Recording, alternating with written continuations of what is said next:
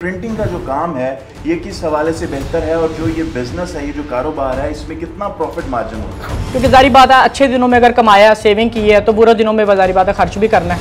बगैर किसी इन्वेस्टमेंट के हम काम करते हैं, तो इसमें मिनिमम इन्वेस्टमेंट कितनी होती है और अगर कोई फ्री काम करना चाह रहा है वो किस तरह काम कर सकता है? तो सैलरी परसेंट मेरा नहीं ख्याल किसी बंदे का गुजारा होगा। हर बंदे को चाहिए कि अपना बिजनेस करें। बिस्मिल्लाहिर्रहमानिर्रहीम, अस्सलाम वालेकुम नाज़रीन। बिजनेस टॉकिस के साथ मैं बकर शबीर आप सब देखने वालों को खुशामदीद कहता हूँ। नाज़रीन, कारोबार अगर अच्छा हो और सही ढंग से किया जाए तो कोई भी हो, नस्लें संवर जाती हैं।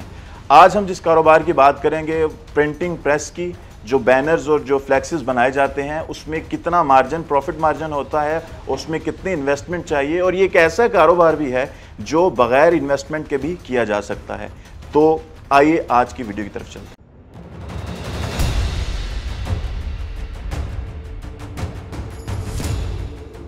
जी तो नाज़रीन, हमारे साथ अली ज़मान मौजूद हैं जो एक कलर सोल्यूशन के नाम से एक कंपनी चला रहे हैं, प्रिंटिंग का काम करते हैं ये।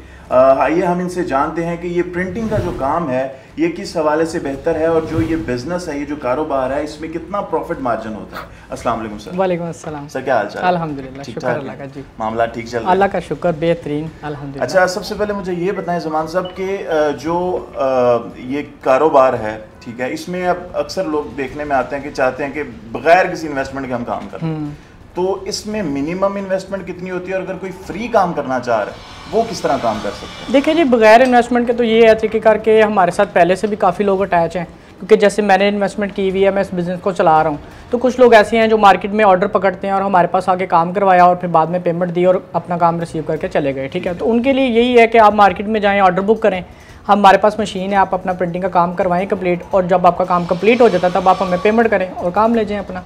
ठीक है, उस तरह हमारे पास बहुत सारे लोग हैं जो इस तरह काम कर रहे हैं। और अगर ये कारोबार कोई शुरू करना चाह रहा है बड़े स्केल पे, जी, तो उसके लिए मिनिमम कितनी इन्वेस्टमेंट होनी चाहिए, मैक्सिमम कितनी इन्वेस्टमेंट होनी चाहिए? टोटल सेटअप के लिए आज के दौर में जो है तकरीबन कम से कम कोई 3.5 मिलियन के अमाउंट अगर किसी के पास है तो ये बिज़नेस स्टार्ट कर सकता है, अदरवाइज़ नहीं। तो इसमें जो मार्केटिंग स्ट्रेटजी है वो भी आप अडॉप्ट करते हैं अपनी? जी बिल्कुल। सबसे पहले मार्केटिंग आपकी टफ होनी चाहिए, क्योंकि मार्केटिंग में आपके पास क्लाइंट हैं तो आप ये सेटअप लगा के इसको चला सकते हैं। अगर आपके पास मार्केट में क्लाइंट ही नहीं है तो आप सेटअप लगा के चलाना बहुत मुश्किल हो जाएगा। तो ये जो बजट होता है आपका, जो मंथली बजट होता है, इसमें एम्प्लॉयज़ की तनख्वाही निकाल के सारा कुछ करके आपके पास मार्केटिंग के लिए आपने कितनी जो है वो बजट रखा होता है? देखिए, मार्केट में तो कम से कम जो आज का दौर चल रहा है, हमारी कोशिश ये होती है कि टोटली कैश पे काम करें, लेकिन कैश पे हो नहीं सकता। 90% ये होता है कि मार्केट में पैसा फेंकते हैं तो काम होता है, सीधी सी बात है। आज के दौर में अगर हम देखें तो हमारा तकरीबन को 8-9 लाख रुपए मार्केट में पड़ा हुआ है। काम आ भी रहा है, चल भी रहा है, उधार भी हो रही हैं, लड़कों की सैलरियां भी जा रही हैं, बिल्डिंग के रेंट भी निकल रहे हैं, वो सारा कुछ साथ साथ होता है। तो इसमें प्रॉफिट मार्जिन कितना? प्रॉफिट मार्जिन अल्हम्दुलिल्लाह इसमें है तकरीबन 50% समझ लें। ये जो बैनर और फ्लैक्सेस होते हैं, हाँ, इसमें कितना मैक्सिमम किस डोमेन के अंदर, यानी बैनर के अंदर, फ्लैक्स के अंदर या 3D बोर्डिंग, इसमें किस में ज़्यादा प्रॉफिट होता है? देखिए, काम की नवीयत के हिसाब से ही है। मार्जिन जो है ना, इन सारी चीज़ों को करने के बाद लॉस भी आ जाता है, जैसे लाइट भी तंग करती है, प्रिंटिंग ख़राब भी हो जाती है, और भी मामला देखे तो अगर प्रॉपर का हम मार्जिन को देखा जाए ना तो तकरीबन 75% जो है हमारी कॉस्ट आती है, 25-30% मार्जिन निकल आता है। अगर लॉस नहीं होता तो इससे ज़्यादा भी हो जाता है। अभी आपने लॉस की बात की है और कोरोना का टाइम भी गुजारा है। जी हाँ, बिल्कुल। उस फेज से आपने किस तरह खुद को बचाया? बस इस तरह से है, जब कोरोना आया था सर जी, बात सीधी सी है कि एम्प्लॉयज़ की सैलरी, बिल्डिंग के रेंट, बिजली का बिल, सब कुछ खुद से पे किया है। क्योंकि जारी बात है, अच्छे दिनों में अगर कमाया, सेविंग की है, तो बुरे दिनों में जारी बात है खर्च भी करना है, साथ साथ है।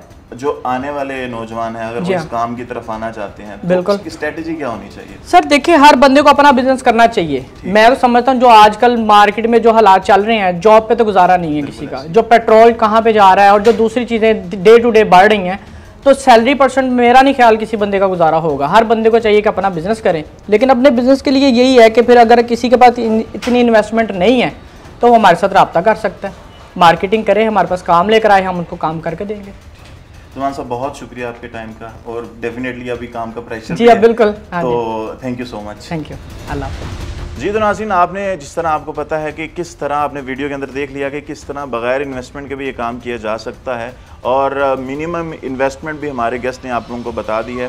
तो अगर कोई चाहता है कि वो इस कारोबार की तरफ आए तो वो इसमें आ सकता है डेफिनेटली, और मज़ीद वीडियोज़ देखने के लिए आप हमारे चैनल को सब्सक्राइब करें। तब तक के लिए इजाज़त दीजिए, अल्लाह हाफ़िज़।